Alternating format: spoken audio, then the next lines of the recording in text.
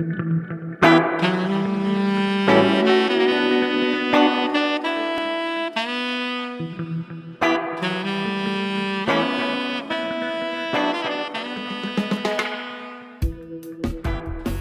listening to the Speaking Tongues podcast. I'm your host, El Charisse. Each week, I sit down to a conversation with multilinguals where we discuss and celebrate language, life, and culture through our own perspectives. Episode 113, Speaking Creole Mauricien.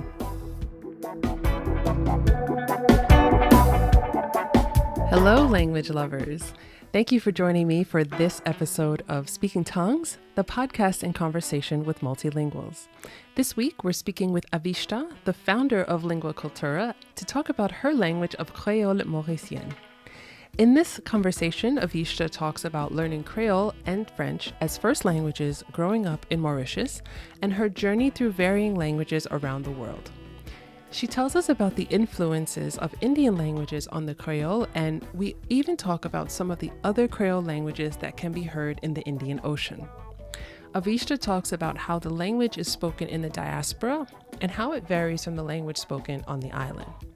We also learn more about the Lingua Cultura conference, which Avishta started on Clubhouse during the pandemic. And make sure you're subscribed to my Patreon to hear deleted portions of this episode about Creole in academia and about Mauritian cuisine. Big thank you to Avishta for sharing bits of your culture and languages with all of us. If you enjoy episodes of Speaking Tongues, don't forget to subscribe, rate, and review the Speaking Tongues podcast on Apple Podcasts, and like and subscribe on YouTube so that other language lovers like ourselves can find the show. And if you've been a longtime listener of the show or even a recent listener, you can now pledge ongoing support for the show on buymeacoffee.com or on patreon.com. And as you know, I wrote a book. My food zine of international language and cuisine, Taste Buds Volume 1, is available now for purchase. Check social media for the sneak peek inside the book and make sure you purchase one for yourself and one for your friends. Links to all platforms are in the show notes. Okay, let's chat. Welcome back to another episode of Speaking Tongues. I'm here today with Avishta. How are you today, Avishta? I'm doing great. Thank you. How are you? I'm fantastic. I'm so happy to have a chance to talk to you today about your languages. I'm super excited to share about the languages that I know with you and your audience. Thank you Yeah, for having me. of course. Absolutely. I like to start each episode with the same question, and that is, what is your first language and which languages have you learned to speak? Well, that's a bit of a complicated question because I would say I have a couple of first languages. Okay, I consider English, French, and Creole Mauricien or Mauritian Creole to be my first languages, as I was exposed to them and learned them at the same time. cool. So primarily, though, I would say Creole Mauricien is the first one I probably heard from my parents, and then we learned the ABCs in English and French at the same time, and reading books and all that. Everything was in English and French. And then the other languages that I know have studied later on are Hindi, Spanish, little Portuguese, little Latin. There are some other languages that I've spent some time just like learning a few things here and there, but nothing in depth. But yeah, those are the languages that I know. What were some of the things that made you interested in the other languages? Like you said, Hindi, Spanish, and Portuguese. Like, what made you want to learn those languages specifically? Well, Hindi wasn't really an option for me. Growing up in Mauritius, we are all multilingual because we have to take an option, a language option at school, and that option for me was Hindi. Mm, From I guess there were other options: Tamil, Telugu, Marathi, Urdu, Arabic, Mandarin. Just those are the languages that were brought to Mauritius a long time ago. And because my ancestors came from India, the part of India where they spoke Hindi anyway, I got put in Hindi classes. So did my siblings as well, and I believe my parents too, and probably their parents as well. So it's based on the group, the ethnic group that you identify with. So then you Really? put, yeah, you put in the class where in the course, the language course based on your let's say ethnic identity, maybe would probably be the best way to go about it. But yeah, and then later on, when I moved to Canada, I did my degree, my second degree, I did it in Spanish. I chose Spanish because I was influenced by Latin music, Latin Oh, American cool. music, Yeah. and I've always been really into dancing and not so much learning other languages because it's something that was no that is normal to us actually in Mauritius. But I learned Spanish because of mostly because of Shakira and some reggaeton. And then I for Portuguese and Latin because I'm I'm not sure that I can put into words why I am so attracted to ancient languages that I would say most people either don't care about or don't know about these days. But I really like them. I had an obsession for several years with ancient Egyptian and or ancient Egypt, I should say. And I started learning some hieroglyphs. But then over the last couple of years, I've seen like I really got into Latin. Mm. But I have to say, Latin, oof, it is not easy. It is not an easy. I mean, it might be easy for some people, but learning Latin for me has been a bit of a challenge because Mm. they have so many rules, lots and lots of rules you have to follow. And then with Portuguese, it kind of seems like the natural thing to do if you know Spanish, you know French. Portuguese just kind of comes naturally to people who learn Romance languages. And I have to say, in the world, I would say most people learn the language family that is most let's say studied and learned is the Romance language family, and it just made sense for me to try Portuguese as well. Although for people who say that it's easy because you know Spanish and French and other Latin languages, it is not. It is not so easy for everybody, especially if you're learning on your own outside of a Portuguese speaking country. Mm-hmm. But yeah, that's kind of how I learned my other languages. English and French were never options for us. We Mm. are taught in English. That's the medium of instruction. I think to this day it's still the same thing. Okay. And French, we have a history of being colonized by the French and the British.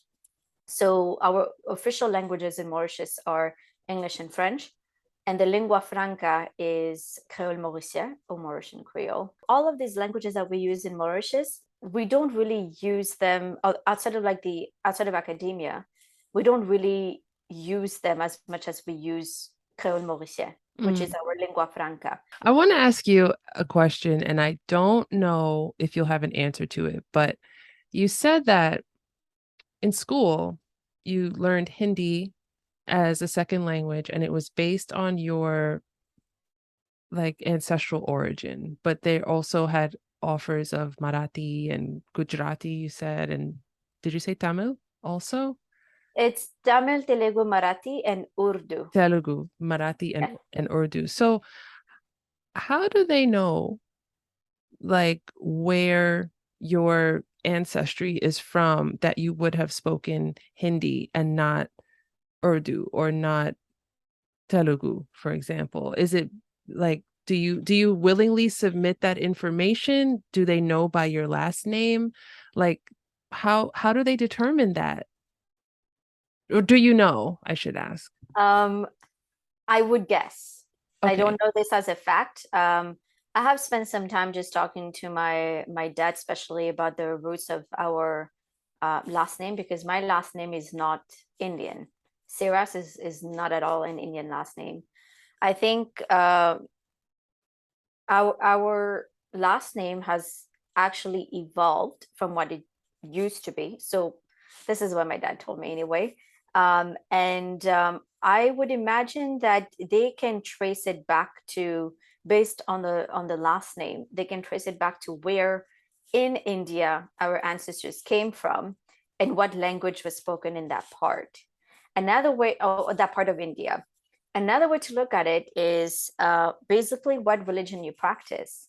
because Mm. each language, it depends on how you see it. In Mauritius, the language and the religion is called, from my understanding anyway, I haven't been in Mauritius for a long time, but from my understanding, it's we called the Tamil religion also, there's a Tamil language, but also Tamil religion. And Okay. then we are Hindus, and that's the Hindu religion. The language is Hindi though. But for Telugu and Marathi, all of that, they use the same word to describe the religion, or your ethnicity, your ethnic background, and the language. So there are two possibilities on how you get put in whichever class. Although I have to say, I think you do have an option. So let's say if you don't, maybe like, during the registration process, like when you're registering your kid to go to school, let's say at the public registration system, I don't know what it's called. Mm-hmm. Um, they probably then, on the form that you have to fill in, then you probably would have to pick, which religion you identify with, or which group you belong to. And then I think based on that, they put you in those language classes. I Okay. think that's how it works, because I was never told that I could take Urdu or Arabic if I wanted. It was just Okay. Hindi all the way. um so I would say that's how it's done, but I don't know this as a fact. Mm. And even if I was curious to do so, I don't even know if my parents would have an answer for that. And what also got me curious, and this is something worth noting because it kind of goes into the Creole language a little bit, um, is that there are people who are direct descendants of the African slaves that were brought to Mauritius a long time ago. So they they I, they get put in classes. I think they have the option of choosing the language that they want to study, um, other than Mandarin. So their only option is um, is to study Mandarin, Mm-hmm. uh, or if they wanted to learn one of the other language options, I think they are the only ones who actually get to choose which language they can study, because Creole Mauricien was not available until 2012 in Wow. primary school. Wow. So, and I left the country prior to that. Yeah. So I never learned it the way that kids learn it in school now. So I always found this fascinating, that this language, because it was mandatory, at least from what I could see, it was mandatory to take a language in school, an additional language. But the direct descendants, who we also call Creole people, Mm-hmm. technically we're all Creoles, but more specifically in Mauritian society, we would refer to people who are descendants of African slaves who were brought to Mauritius as Creole. And so these guys, I think they might have had the option of not taking any second Mm-hmm. language, or to take Mandarin, which has nothing to do Yeah. with their background at all. One thing I want to say before I get to that is like I love Creole languages because I love how, in spite of colonization or sometimes working with, colonial languages, how people of color are able to take what they're given or what they have to work with and turn it into something of its own and turn it. And I think it's like this magical language alchemy that happens with Creole languages and bringing forth the best of so many influences together and creating something that is one of a kind. I think that's really amazing. Um, and I say that in the best way, but for you who speaks Creole Mauricien, um, what do you notice? Where do you notice the influences from different parts of the world, from different languages? Where do you notice the French or, any Indian languages or even any African languages that play a part in the development of the language? So the Creole that's spoken in Mauritius has been influenced by, I would say, all of the languages that exist in the country.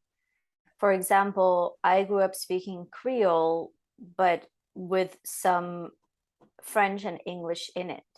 Like I never, And this is something that at least in my household, it was like that, and perhaps in many households in Mauritius, we grew up because we have influences of so many different languages. We tend to, like, as I'm speaking to you, if a word doesn't come to mind right away, like if I was speaking to you right now in Creole Mauricien, if a word didn't come to mind, I would immediately just tap into the other languages that I know and use that. It could be French. It would definitely be English, chances are, because it's my dominant language now. Um, or it could actually be Hindi. Or in Right. my case, it most likely would be Spanish before it is Hindi. So, you know, like I grew up actually like that. I grew up in a household where we were constantly using, you know, Creole Mauricien as a dominant language, but we would use, if we didn't know, because, you know, as the more I look at Creole Mauricien, the more I realize that um, there are so many words that I've never been exposed to. Mhm. And I just don't know how to say it. And when I don't, even though I feel like in my mind I'm speaking fluent Creole Mauricien, but I'm still using, and I think most people are like that. When they speak Creole Mauricien, if they're fluent in French, they, at least the pronunciation of some words, you would find that it's more the French pronunciation than it is the Creole Mauricien pronunciation. In my case, I replace a lot of words that I don't know in English or in French. So, as I guess I said that earlier, Creole Mauricien has been influenced by, again, all languages. So let's say, take me out of the situation in the context here, but you know, someone who speaks Telugu, for example, if they speak the language fluently, even at home, they might, you know, mix up the words, which is, you would call this trans language, and mix up some Telugu word together with Creole at home and come up with a new word, actually, um, not just switching, Mhm. but also like creating their own words. And this is the flexibility of the Creole language that I love. You couldn't do that with English. I mean, yes, you can with other dominant languages, but with Creole, because, for example, Mauritius is a multilingual society and we all learn all these languages, right, at school, it's easy for us to switch from one to the other. And we Mhm. would be able to understand. So if you and I were both Mauritians right now, and I started speaking to you in Mauritian, in Creole Mauricien, I could easily switch to English and French. And that is because, you know, we all learn all these languages. So these languages as well have influenced Creole in the sense that, as I said earlier, if you don't know how to say a word, you could easily replace it. And it got to a point that these languages have influenced Creole so much that now it has become a regular Creole language. Like I wouldn't say, like, for example, like if I went to, I don't know, if I say I went to the salon and got a haircut, or if I wanted to go do a brushing, you know, just like a quick hairdo or something, Mhm. um, I would say, "Mo brushing." I'm going to get a brushing. Like brushing, you write it the same way in English, Mhm. like how you would write it in English, and it means the same thing. So this is how other languages have influenced Creole, and also we have ancestral languages like Bhojpuri that people, you know, in rural parts of Mauritius, where they speak Bhojpuri, coming from that part of India where they spoke that language, they've mixed up actually how they speak Creole. And for me, I didn't know that Bhojpuri was its own language. I always thought, and this is like me, my mind just putting things together sometimes. Bhojpuri to me, when I listen to it, Bhojpuri is a language from India. Mhm. And when I listened to Bhojpuri, what I heard living in Mauritius, what I would hear is a mix between and Hindi and Creole. So I Mm. always thought, and it wasn't until I came here that I realized that Bhojpuri was its own language. But Bhojpuri is another language that we don't often talk about, and it's not an option to learn in school. There aren't, I would say, it's one of those ancestral languages that are only spoken in very specific parts of rural, I would say, parts of Mauritius and also at home. Tell me about in your experience with speaking to other Creole speakers from around the world and maybe other French-based Creole speakers, either in like Réunion or in Haiti or I don't know, other parts of the Caribbean, for example. Have you had experience speaking with um, other Creole speakers, and how do you notice the similarities and differences between these French-based Creole languages? Right. So there are definitely lots of similarities because they both have the same base, right? They're both based on French. And the way that they were formed is actually like first of all, I have to mention that we do use a Latin script in Creole Mauricien, and I believe all the other Creoles, at least French-based Creole that I'm aware of, they all use the Latin script. And so in terms of similarities, I think as you if you were to look at from an let's say academic perspective, some linguists would tell you that there aren't any influences, like the languages didn't influence each other or anything because they're from completely different parts of the world. Um, but we see a lot of similarities because they're all these languages came from basically the same roots, which in this case it's French, but we also know that there are other types of Creole languages based on Spanish or Portuguese or even English Creoles. So now with the French Creole, I will start by talking about the Indian Ocean, and then I'll go more in the Caribbean. So in the Indian Ocean, with Mauritian Creole, there are, let's say, variations of that Creole that's spoken in Rodrigues Island, which is also part of the Republic of Mauritius, and Agalega. Agalega is north of Mauritius, northwest of Mauritius, and they also have a version of this language that's spoken.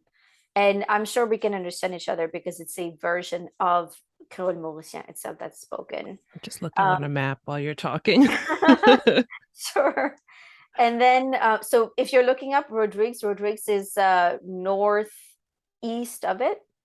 Okay. It's very tiny. Like Mauritius is very, very tiny. And then there's Rodrigues that's even smaller. Tiny. Yeah, super tiny. Yeah, and in my family, we actually have someone who was born on that island. I used to live on Rodrigues Island, actually. Oh my gosh. We're gonna My talk about brother, that. my brother, my brother is actually Rodriguez, how we would say in Creole Mauritian. And we're all Mauritians except for him. So we used to live on Rodrigues Island. So that's where he was born. And I have to say, I had the opportunity of listening to their Creole as well. It's very similar, French based as well, very similar to the Mauritian one, with slight variations Mm. in the accent, or maybe I can't remember now. I was very little when I moved there. I was literally a baby. But then later on, we actually went in to visit Rodrigues back in 2000 and 2000 and something. I can't remember now. But I remember listening to their Creole and seeing like, at least in the pronunciation, there was like a slight variation. I don't know Mm. if the writing is different. I don't actually know even if they have a writing. Okay. Something for me to look into because more for Creole Mauritius, it's somewhat of a new thing in Mauritius. Now I can imagine that this will spread to, other islands as well. Now you mentioned specifically La Réunion or Réunion Island. They speak Creole there too, Creole Rayonnais, or I guess in English would be Réunion Creole. Mm-hmm.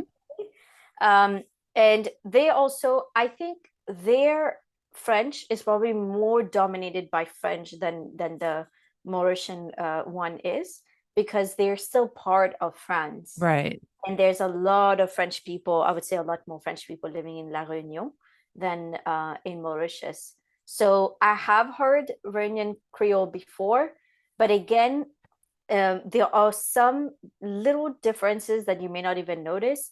And pronunciation is probably, I would say, the biggest difference. Okay. And we also have Seychellois, Creole Seychellois, from the Seychelles. That's also French-based Creole. And Get the map again. yeah, north of Mauritius, Yes. sort of like right in the middle of. Oh, yeah. Okay. And actually, I don't know if the Maldives, I don't believe they might speak Creole there too. I'm not too sure. The ones that I'm familiar with in the Indian Ocean anyway are Creole Seychellois, Creole Rayonnais, Creole Mauricien, Creole Rodriguez from Rodrigues, and from Agalega. I don't know what that would be. Agalega? No, I don't know. I don't want to make up some words here, but the Creole that's spoken there. And those three anyway, they're part of the Republic of Mauritius. There might be other islands in the Indian Ocean that speak their version of Creole too. But from what I can see, all of the ones in the Indian Ocean, they're all French based. Okay. Yeah. So now the Caribbean. Mm. With the Caribbean, and also recently, I learned, including the United States, they speak. I knew about Louisiana Creole from Louisiana. I just didn't realize like how much of it I would actually understand until Oh. until the conference that you participated in back Hmm. in June.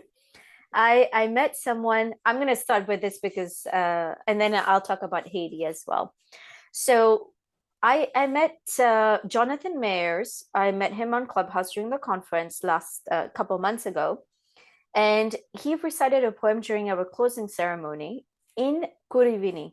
Kurivini is also Louisiana Creole. Hmm. And when he recited the poem, I didn't think that, like, I knew it was French based. I just didn't realize like how much of it would, because there are variations of like the influence of French in Creole languages, right? um so I didn't realize like how much it was so like dominated by French, to the point that someone from like the Indian Ocean would Mm. understand them, you know. So I listened to him recite this poem and I was like, oh, wow, like I understood somewhere between 60 to 70% of what he was saying. And Hmm. I understood the whole thing because of the context as well, right? Maybe there are some individual words that I didn't fully understand. But yeah, there's Louisiana Creole that is also French based, and I would say maybe not very, but quite similar to Creole Mauricien. And of course, Haitian Creole. I think I would have to say, when we talk about Creole languages, that is the one Creole language that pretty much everybody knows of, if they know of Creole languages anyway. Um, and also, I always think of Haitian Creole as, Creole Haïtien as sort of the gateway to other, to bringing awareness to other Creole languages that exist in the world. Because Creole Haïtien has, earned the respect that I would like to see other Creole languages earn in their own country to begin with. I find that the case of Creole Haïtien is perhaps the one that we should look at, or in a way even look up to see like how what happened in a Haiti, and how that can be also implemented in other uh, countries where Creole is spoken, any type of Creole, not just French based Creole, because there's a lot of stigma around Creole languages. It is very hard, for going back to the case of Creole Mauricien, to gain that respect it deserves at the official level, for Creole Mauricien to be an official language. Because even as I left the country over 15 years ago, was still being told, or I would be, um, speaking Creole Mauritian is sort of like, It's not something that is encouraged, definitely. And maybe even now it's not encouraged, but definitely something that people would make you feel ashamed of. Mm. Um, when I left the country, it was still the case. Maybe it's a little bit different now. At least from what I can see on in the media, I have like sort of like opposing views to whether Creole Mauricien is actually getting the respect it deserves or not. So Mm. if we're talking about academia, it might be getting that respect because now you can study it in a in school, and not just primary school but also secondary school and even tertiary. You can study it in university, but it is not in society. Let's say in the social context, getting away from academia, it is still seen as a language of the descendants of African slaves, and one that we shouldn't be using in society. There are Mm. people who love the language, who want to study it and learn how to write it and everything, but there are others who still push against it because they think that, if we learn this language, it's not going to help us in the long run in the career, in your career, or even in school, because you're not taught in Creole Mauricien. If you were taught in Creole Mauricien, that would be a completely different story. Mm. And the reason why I'm saying this is because I feel like uh, Mauritian Creole Mauricien has the potential to earn that respect that Creole Haïtien has earned in Haiti. They are Creole Haïtien is the one of the official. I think both French and Creole Haïtien are the official languages in Haiti. Mm. Don't know enough about the history there to know when exactly this happened, but I would like to see, because both of these languages, they are, I would say, when I listen to Creole Haïtien, I understand about somewhere between 50 to 60%, maybe a little bit more than that, of what is being said. Mm. So in terms of the similarities between these two languages, there are, because of the French base, but like all Creoles have been influenced on the countries that surround them, right? So with Haiti, like with Mauritius, there are no other countries. We are like right in the middle of the Indian Ocean. There's nothing else that's around us, right? But with Haiti, despite it being a French-based Creole and being very similar to Creole Mauricien, it has had influences from Spanish, from English, and from perhaps other, maybe even, I don't know if I would go as far as saying indigenous languages, but there used to be indigenous people, if I'm not mistaken, maybe the Caribs or the Taino who used to live in that part of the Caribbean. So maybe they have influenced the language too, the Creole language, because I Mm. imagine when this language was being formed, was being shaped, it was being shaped by all the people who are there. And it happened in the time that the indigenous people were there too. So their language, their Creole Haitien, has been influenced by a lot more languages coming from that part of the world anyway than it has in Mauritius. So are they similar? Yes. But I think the similarities can only be found in the fact that they both are derived from French. But Mm. other than that, influences are different. So I would say there are tons of differences between these languages, and also all the Creole languages that can be found in the Caribbean and in the Indian Ocean, and other Creoles out there, because as I said earlier, they're all influenced by other languages, and these other languages can easily sort of integrate into any Creole language, Yeah. and you have another beautiful Creole, the variation or dialect that just like flourishes out of the dominant Creole language. Thanks for that explanation. Thank you for that. Mhm. Um, so as you're living in the diaspora, how has your Creole Mauricien changed? I'm sorry for my accent, but how has it changed? Or, I don't know about your community. Like, do you have a community, a diaspora community that you are close with? And how has the language evolved within that diaspora, or maybe any traditions that have evolved within that diaspora that maybe we wouldn't see and hear in Mauritius? Fascinating question. You're sort of tapping into how I've preserved the language of, having been here for so many years. So, to answer your first question, yes, we do have I would say, a growing community of Mauritians here, and when we see each other, we always only communicate in Mauritian Creole. Now, I say this, but at the same time, I have to acknowledge the fact that we live in an English context here. And I would say our dominant, I'll speak for myself here. My dominant language is English. So when I'm speaking, I try now that, I'm getting more and more involved with language advocacy. I try to not switch to English as much, but sometimes it's really hard because I would say my vocabulary is lacking, at least at the advanced level. There are so many words that I don't know in Creole Mauricien. So I have to tap into English. But I'm seeing a change in like myself lately where when my mom always speaks in Creole Mauricien, never in English. Hmm. And this is my opportunity to speak Creole Mauricien, only Creole Mauricien. With my dad, it's the same thing. With my siblings, we always just communicate in English. Okay.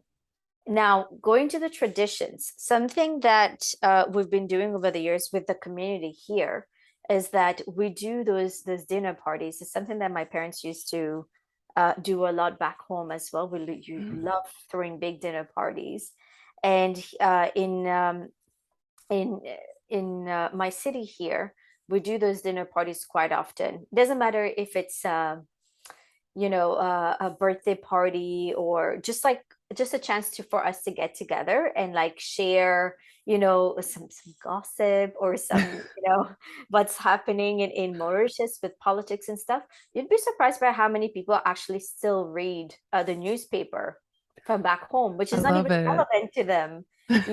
Like sometimes, like even my dad does that sometimes. It's not really relevant to them. Like my parents would never go back to live in Mauritius again because they've spent so much time outside of the country now. They don't see themselves going back.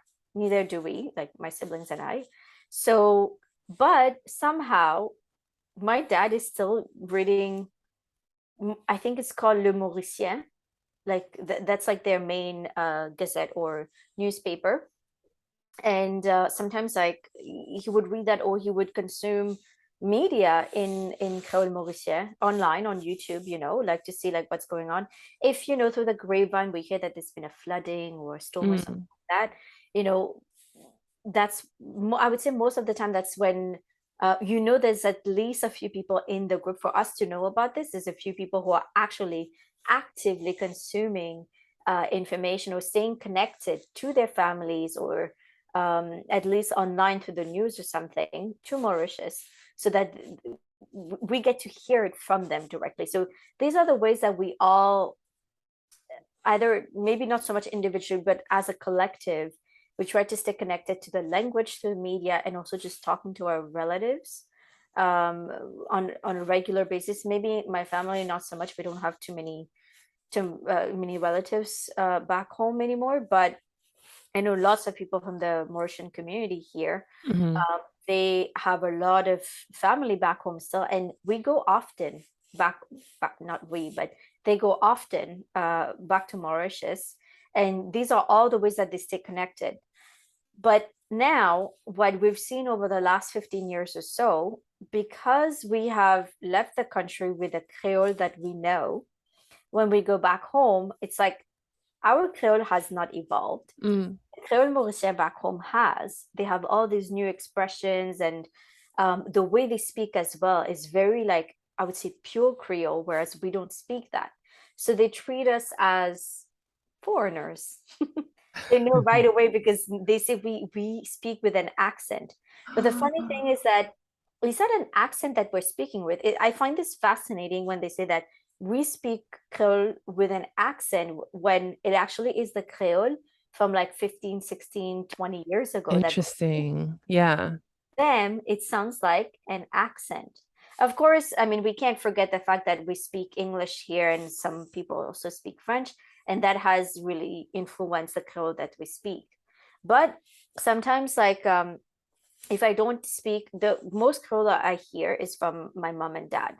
But sometimes if we get into like a social gathering, I will hear someone speak Creole, and I'll be like, oh, that's interesting. Like it's so beautiful to me because I know I don't speak like that. But this actually like it makes me very happy sometimes when I see like the, families who have had kids here.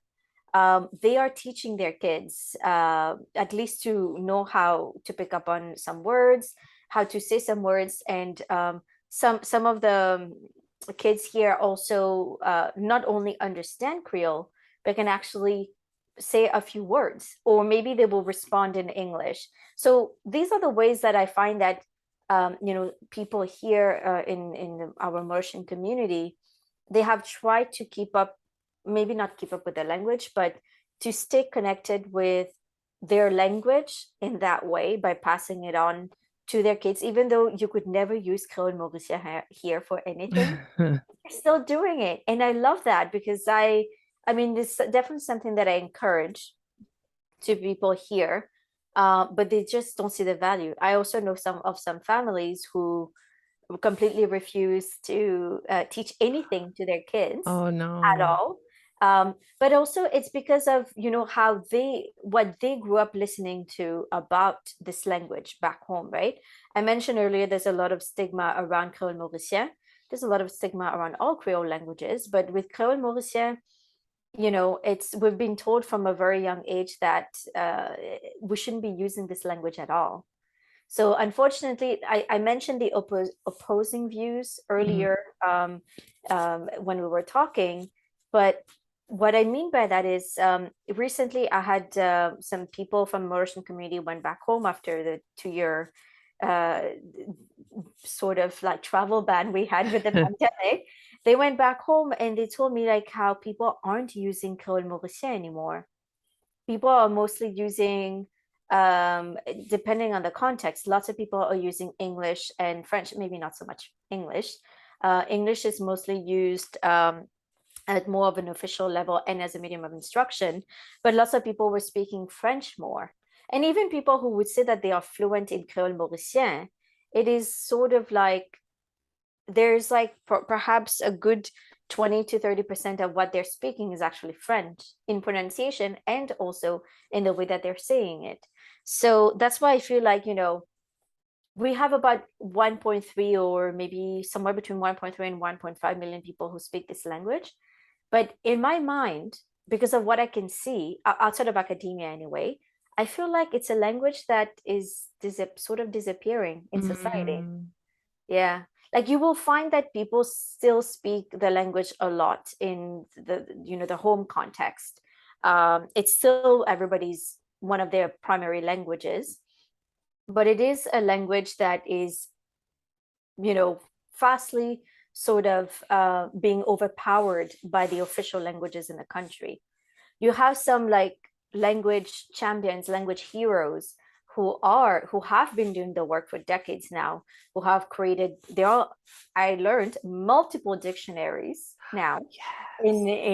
in the language, and it is being taught in school, which is great. Tell us about Lingua Cultura and that conference, and tell us, I know that it recently passed, and you were so gracious to ask me to take part in it this year. I had an amazing time, and I was really inspired by the diversity of speakers that were part of this conference. So I guess um, tell us a little bit about the conference and what kind of, what led you to have such a diversity of speakers? And if you know already when the next one is going to be, or where we can even find this conference. Absolutely. So the Lingua Cultura experience started last year during the pandemic, and I had joined this sort of, I guess, in back then when I joined it was still an exclusive social audio app called Clubhouse. And as soon as I joined it, the very first community that I was attracted to and I joined was the language community. And soon after that, I participated. I joined in a neuroscience conference, and I saw the possibilities of doing conferences and such events on this app. I knew that there were literally millions of people, actual language learners, people who have been doing it, not, I shouldn't say actual, but you know, let's say regular language learners and people who are new to language learning because they were stuck at home, didn't really know what to do. Lots of people actually pick up language learning. So I saw like how there was such a diversity in the type of learners that there were, and also how this was creating such a huge community of millions on this app. I saw the potential there to do an event where we would gather people on a much larger scale. If you've used Clubhouse before, you know that there's lots of language learning happening and practice and all that, but it's always almost on a smaller scale. And back then, we still had millions and millions of people joining every day. Maybe not joining every day, but definitely using it. Mm-hmm. So I saw the potential of doing this conference, but I didn't do it until, I wanted to do it even back in March, but I joined in February and I wanted to spend some time to really connect with people to see who would want to participate because I was new to the app. And I would have to say, I had just graduated university, so I didn't really know a lot of people working in the language community, even last year. Isn't that funny? I know hundreds, not thousands of them now. Um, but yeah, I saw the potential. I started connecting with lots of individuals, both from the education community on Clubhouse, which is huge, by the way, and also the language community.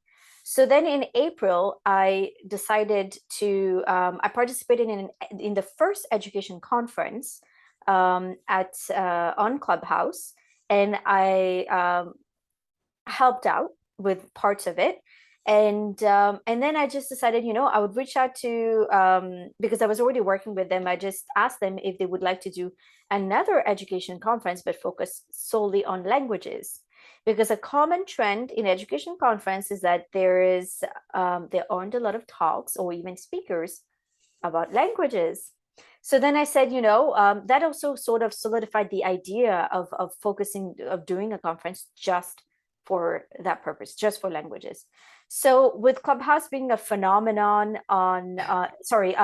with language learning being a phenomenon on Clubhouse and all the connections I was making, I thought, I'll just do a small event and invite a few amazing speakers that I've met. And I was thinking maybe 20 speakers, maybe even 40. I was aiming for 40, by the way.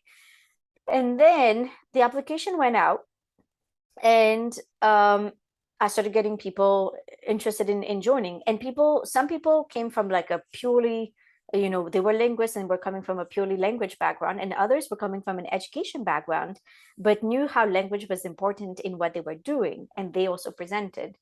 So long story short, we did an event in June last year. It was a 3-day conference. I called it a global education and humanities conference because of the approach that I used. It was both educational, but also the way I designed the whole thing was very much centered around people and their stories.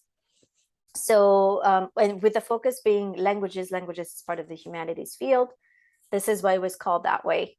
So the conference itself was called Connection, a Lingua Cultura experience. So connection because I really just wanted to connect people from the education community because honestly, I got really angry of being part of all these amazing conversations on Clubhouse that was happening about education.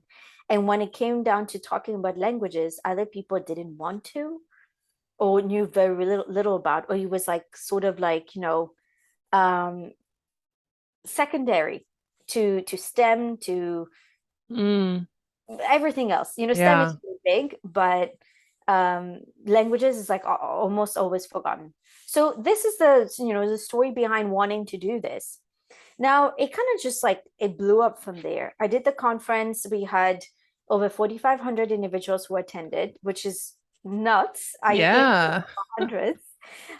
We had about 250 speakers Mhm. altogether, and we had around 100 sessions at the conference. Wow. So this year, I was not thinking of doing this conference again, but again, I got angry for another reason, and which led me to doing that conference. So we know, like you might be aware of this too. Maybe some of your listeners do know this. The International Decade of Indigenous Languages started this year, and with that, it gives all of us who work with languages an opportunity to talk about the languages that we work with, but also sort of like open the door to talking about indigenous languages, but also other languages. So I got really fed up with going in so many different spaces where we are talking about languages, and Creole languages are never mentioned or never Right. talked about. And it surprised me like how people don't even know about them. And I, other than, a couple of individuals who have studied like, Creole Haitien, um, there weren't any other ones. And when I'm talking about those couple of people, those are like regular language learners who have learned dozens of languages. But other than them, people just didn't know about them. Mm-hmm. So I saw an opportunity, the conference that you participated in, as an opportunity to do a Lingua Cultura experience, let's say 2.0, that is aligned with, the decade, but at the same time, use that as an opportunity to talk about Creole languages. And next year, if there is a next year, I'm not sure. You asked me about this.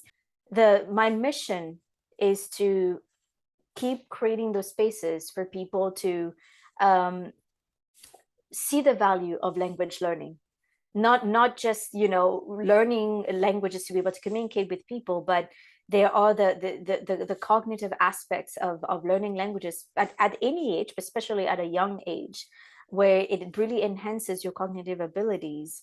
And I don't want to get too much into this, but language learning has many benefits, Hmm. and everybody who engages in language learning, they're so flexible or versatile when it comes to so many different things. You can be in different types of groups of people. You can be put in different situations. It's great to be multilingual and multicultural. Yeah. And Yeah. this is also the vision, by the way. This is like, the vision of the Lingua Cultura experience is for us to be working together to build a multilingual and multicultural future together. I do believe that we live in a somewhat multilingual and multicultural world, but maybe in parts of the world you see it, but not everywhere. And I know Right. we have the potential to all learn languages if we wanted to, and if we truly understood that the value of languages and how it connects all of us as human beings. Please let us know where we can find you on social media or we can find Lingua Cultura Experience so that we can keep an eye out if and when the third installment happens. Right. Okay. So I would direct people to our Instagram account. That's the one that I've really been nurturing over 1 year now. Um, that's at Lingua Cultura EXP. That's LinguaCultura which is just short for Lingua Cultura Experience. And it's the same thing. You can find it the same way on all platforms except for Twitter. For Twitter, it's at Lingua Cultura, but there's no E. There's just XP. Okay, So great. that I that's how will, you find us. yeah, I'll add links to those platforms in the show notes so that people can click right away while they're listening to this conversation and they can find you and start following because we want a third edition. So I really encourage as many people as are listening to attend. You mentioned where can people find see what we did at the last conference, and I forgot to mention that. So on Clubhouse, the last conference we did, all of the sessions were recorded, so they can all be found on Clubhouse. and you just have to find, it's the same name, Lingua Cultura Experience. And you can find all the recordings from not just the conference, but all the other sessions, as we do have weekly conversations every Thursday at 12 noon Eastern time. We have our weekly conversations with Philippe Noubel. He's the co-host.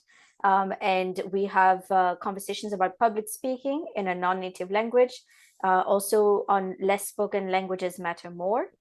And we have our special topics that we have every, again, it's always on a Thursday, but once a month we have a special topic. Great. Yeah, I'll absolutely add those links, and everybody should be following you because we want people Well, to support and to know what you're doing. yeah, Um, sure. Thank you so much for this conversation, Avishta. I really appreciate your time and sharing a bit about your language and your culture with all of us. I like to end each episode on the same question and just on a fun note. Do you have any jokes, popular sayings, tongue twisters, cool slang words, idioms, words of wisdom, or words of advice in Creole Mauricien to share and to teach me how to say? There's a word that I always found to be, that made no sense to me, but it kind of came out of like popular culture. It's called pranissa. Pranissa. Prends Nisa? Yeah. So this is like an expression that we would use like back when I used to live there. And this expression basically means that you are sort of like teasing someone, when you're like teasing someone incessantly. Prends Nisa. Prends means like to take, Mm-hmm. but Nisa, Prends Nisa? That's prends Nisa. Yeah, Prends prends. Nisa? Yeah. Do you speak French by any chance? Or J'ai no? pas, j'ai pas français un peu, mais Okay. Pranissa basically means that you are sort of annoying someone or teasing them, bugging them, but continuously, incessantly, to the point that people just needs to tell you, like, stop and or get away from me. Yeah, or I it could love be in a that. joking, it could be in a joking manner as well. You could laugh about it, or you could literally just tell the person, stop it, get Yeah. away from me. Oh my So gosh. No, that's, I like sorry. that one. I like I that can one. yeah, can I maybe share a few common phrases that we would use to greet each other? Sure. Okay. So we would say, you can say allo, which is more informal. Like, say hi or hello. Allô? Also we say allo on the phone. Mm-hmm. Um, and you could say bonjour. Bonjour means bonjour, or Mm-hmm. good morning. Bonjour. And yeah, bonjour. And bon après-midi, or bon après-midi in French, or good afternoon. Good evening would be bonsoir. Bonsoir, like bonsoir is the same thing in French. Mm-hmm. We would say merci, just like thank you. We would say in French, it's the same way merci, but it's written differently. Um, and qui manière, how are you? Qui Qui manière, manière? manière, yeah, qui manière. And mot bien, I'm good. Mot Mon bien, bien. mot bien. I like to do this because um I know that some people feel intimidated to try something completely new and completely blind, so to speak. So it's kind of my way of putting myself in the hot seat and like, okay, I'll try it. It's not going to be perfect. I'll do my best, and hopefully my listeners can feel inspired to do the same when it comes to their language learning. And I've built up a lot of confidence over these past 100+ episodes of doing this because I used to feel like, oh my God, I'm so dumb. Like I'm saying it wrong. And now I'm like, you know what? I'm saying it wrong. I'm doing my best, but I'm showing up and I'm trying. So I hope that sends some kind of positive message to people listening out there. Mhm. Thank you again, Avishta, for this conversation. I had so much fun chatting with you. Me too. And thank you for those amazing questions. When you were asking these questions, they actually gave me an opportunity to also reflect on my experience living here in the diaspora, but also my experience back home. So I really love that. And I love the opportunity to be able to share that, that part of my identity, my culture, my language with your listeners. And hopefully we can inspire them to keep learning languages and maybe Yeah. add a Creole language to their linguistic repertoire if they are avid language learners. Yeah, we hope so. Really quickly before I let you go, in this situation when you've been talking to someone for quite some time, in Creole Mauricien, what is the best way to say goodbye? Oh, you're gonna laugh. It's so simple. But actually it's a funny one. We say allez bye. Allez, bye. Allez bye. I don't know why we say allez. Allez means like to go, Mm-hmm. but it's like at least in my family we use allez bye a lot. I But love it. typically you would hear people say bye. Like literally it's just like the way we say it in English. Bye. Hmm, Yeah. I like it. Simple, short and Simple. sweet. Yeah. Mhm. Avishta, allez, bye. Allez, allez bye, Elle. Merci. Merci beaucoup. Merci à vous, and I will be talking to you soon. All right. Bye. Bye.